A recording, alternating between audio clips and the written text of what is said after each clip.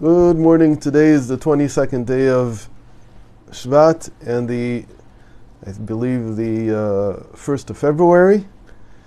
And though we haven't had many chances to meet this week because I've been out with a cold, so we're at the 5th reading of Parshat Yitro. Yitro is Jethro in English. He's Moses' father-in-law who comes to, according to the narrative in the Torah, the simple narrative, it seems that he's coming before the revelation of the Torah at Mount Sinai, the giving of the Torah at Mount Sinai. According to the sages, this actually happened after the Torah was already given. But in any case, here in the 5th reading, we're already in the month of Sivan, the 3rd month of, since they came out of Egypt. They came out in Nisan, the 1st month. Then there's Iyar, and now they're in Sivan, and they're on the 3rd or 4th day of Sivan. The Torah was given on the 6th. And we're looking at Exodus 19, verse 9. God said to Moses, I am about to come to you in the thickness of the cloud, so that all the people will hear when I speak to you, and then they will believe, what will they believe? Believe in you forever. Somehow it's missing from my from the translation. Okay, they will believe both in you. Well, both is not in it. They will believe in you forever. And Moses has reported to God the people's response. It doesn't say what the response was. In any case, this is the reason for the whole big deal about the giving of the Torah at Mount Sinai. In theory, God could have given the Torah anywhere. The point of doing it at Mount Sinai, as he says here, is because I want the people to partake. Here it's called to listen, to hear what I say to you, which in other words means that everyone is going to partake at the level of prophecy that Moses has. There's going to be one instance in history, well, we'll see what this means a little bit later, but there's going to be one instance in which the entire people are going to be elevated to the level of prophecy of Moses. And that's the special thing about the 10 Commandments, or at least according to the sages, the first 2 commandments. But the 10 Commandments are a prophecy that not only Moses had, but that everyone who was present at the same time also had. And this ensured, as it says here in the verse, that they will believe in you forever. Now, if you recall, we've already seen, and we actually talked about this, but we talked about it from a completely different angle, that there are 3 instances of the people believing Moses, either believing Moses or in Moses. The first time was when he came to Egypt, and he had said to God, when I come there, they won't believe me. Meaning, why would they believe me? In the sense, not the message, but they won't believe in me. So God says to him, I'll give you a number of miracles to do, a few signs, and then they'll believe you. The truth is that it worked pretty well, but they didn't believe in Moses. They believed the message. They didn't yet have belief in him. After the parting of the Red Sea, when they came out on the other side,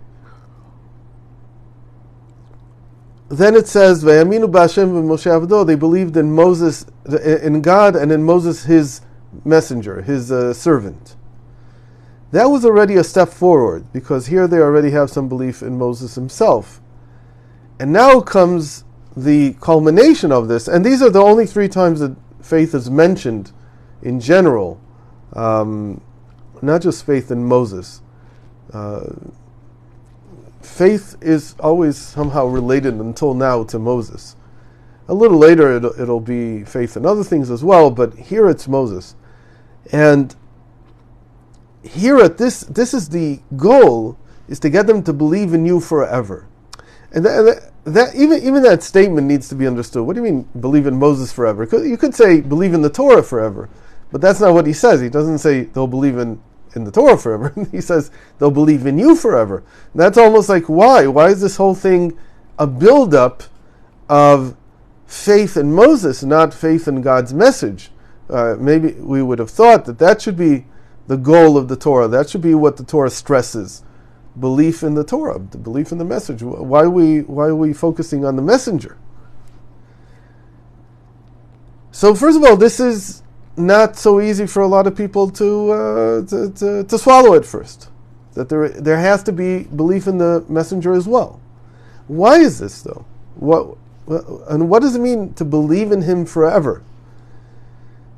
So the way this is understood is that the faith in Moses' prophecy is faith in the eternity of the Torah.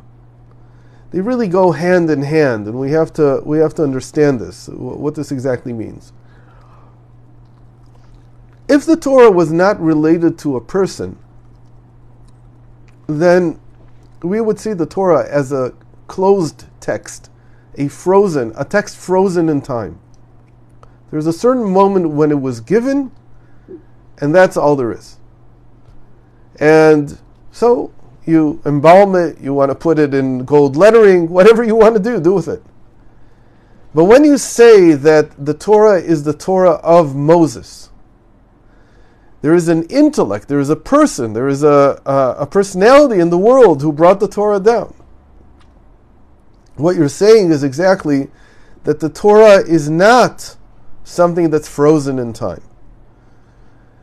But for this to happen, Moses has to be eternal also, meaning this personality, this let's call it the state of being Moses, which all the people shared at Mount Sinai. Because think about it, what does it exactly mean?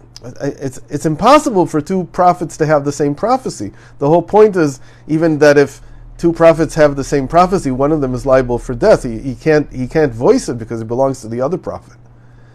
So what does it exactly mean that they all had the same prophecy together? Really what it means is that they were all Moses at that moment. They all became him. Why is this so important? Because the Torah can't freeze. People have to ascend over the generations to this level called Moses. And as we know in the Talmud, anybody who's a great sage is called Moses. Many times the Talmud will call someone, Moses, Shafir come out. Moshe, Shafir come out. Moses, meaning, doesn't matter what your first name is. You've said well. You've argued well. There's even a statement in the Talmud that sends a lot of people reeling. They don't know what to do with it. How do you exactly understand this paradoxical statement which states that any new innovation that is true in the Torah, a true Torah innovation, a true new understanding in the Torah, was already given to Moses at Mount Sinai? How do you figure that? What do you mean? If it's new, how was it given already? What it means to say, obviously, is that when a person dedicates himself to the Torah the way that Moses dedicated himself to the Torah, when he dedicates himself to the Jewish people the way that Moses dedicated himself to the Jewish people, it's not just scholarship, it's not just a book, it's a person, it's a personality. It's what do you stand for? It's what do you live for? What is your purpose in life? When that happens, and there is an innovation from this person, the sages come and witness and say, this is as if it was given at Mount Sinai to Moses. This is exactly what the experience of being one with Moses at Mount Sinai was like. This is exactly what it meant. And so these three stages, first of all, believing his message. He came with a message of redemption and he had to do a few tricks. So they believed in the message. They believed that God was going to redeem them. The second stage was that they now believed in God and Moses. This is called, in Kabbalah, the Arizal calls this the stage of suckling or nursing. Meaning, you need someone to hold your hand. you still need someone to hold your hand when it comes to Moses. They can believe in Moses, but it's only because of this great miracle that God performed, and he performed it through him, so there's a belief in him. But at the final stage, it's experiencing the Word of God the way that Moses himself experiences the Word of God. That becomes what the Arizal calls intellect, or intellectual independence. You reach a level at which Moses' mind becomes your mind. Moses' experience becomes yours. Moses' dedication becomes your dedication, and so on. And this was the real purpose of the giving of the Torah at Mount Sinai, because it set up an ability to go beyond the individual that lived 3,300 years ago. It's not Moses himself anymore. It's this mindset. It's this dedication. It's this idealism. It's what life can be about. And when the person is connected to Moses in that way, he can see Moses in every generation, what the Zohar calls, what the Tikkunei Zohar calls, the extension of Moses into every generation. In every generation, there is such a leader, there is such a person whose overriding concern in life is the well-being of the Jewish people through the commitment to Torah. It's not just the well-being of the Jewish people, it's many people that are dedicated to that. But to be dedicated to bringing the goodness to the Jewish people through their connection to Torah, that is a unique individual, and it exists, such an individual exists in every generation. And he's called the shepherd of faith, he's called the Moses of the generation. And that's the level to which the revelation of Mount Sinai was meant to bring us to. It's very interesting that this year it turned out that it comes out on the 22nd of Shvat, which is the day of passing of the Lubavitcher Rebbe's wife. In many ways, I think that the person who most showed, at least in the beginning, that the Rebbe was something different, something with a capacity, a person with a capacity to imbue this extension of Moses into every generation, was his wife.